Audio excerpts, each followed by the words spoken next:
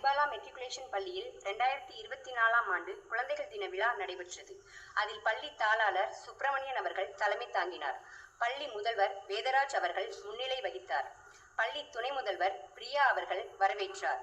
பள்ளி ஆசிரியர்கள் Xavier Joseph, Praveen, பின்னரசி, Usharani, சாந்தி அவர்கள் சிறப்பாக நடத்தினர். மேலும் ஆசிரியர்கள் மற்றும் மாணவர்கள் பங்கேற்றனர்.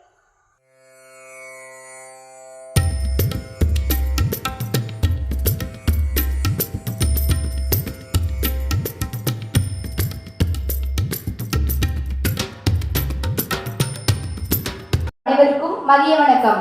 மனிதநேயம் என்றாலே என் கண்முன் வந்து தோன்றுவது அன்னை தெரசாவாகத்தான் இருக்கும். ஏனெனில் அனைவரிடத்திலும் எதிர்பார்ப்பில்லா கருணையினை வழங்கக்கூடிய ஒருவராகவே அன்னை தெரசா காணப்பட்டார். அது மட்டுமின்றி முல்லைக்கு தேர் கொடுத்த பாரி மன்னனது செயல் மனிதநேயத்தை வெளிப்படுத்துகிறது. பேக மன்னன் வயலிற்காக போர்வையளித்ததையும் சிபி சக்கரவர்த்தி புறாவுக்காக தன் உடலை தானம் செய்ததையும் மனிதநேயம் ஆகும்.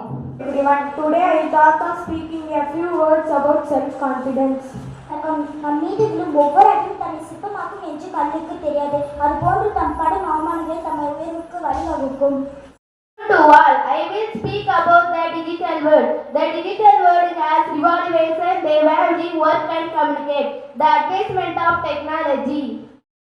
அவையோர் அனைவருக்கும் எனது மதிய வணக்கம். நான் பேச இருக்கும் தலைப்பு விடியலென்று சோர்ந்து போகாதே. இந்த தலைப்பு இன்றைய காலகட்டத்தில் மட்டுமல்ல, நம் முன்னோர் காலத்தில் நடந்ததை மேற்கோளாக காட்டலாம்.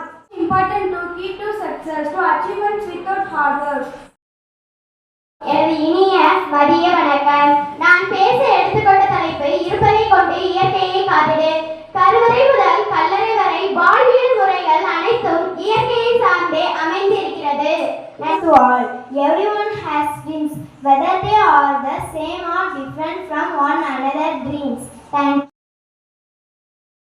அவையோர் அனைவருக்கும் முதற்கண் வணக்கத்தை தெரிவித்துக் கொள்கின்றேன். நேர்மையாக இருந்து என்ன சாதித்தோம் என்று நினைக்காதே. நேர்மையாக இருப்பதே ஒரு சாதனைதான்.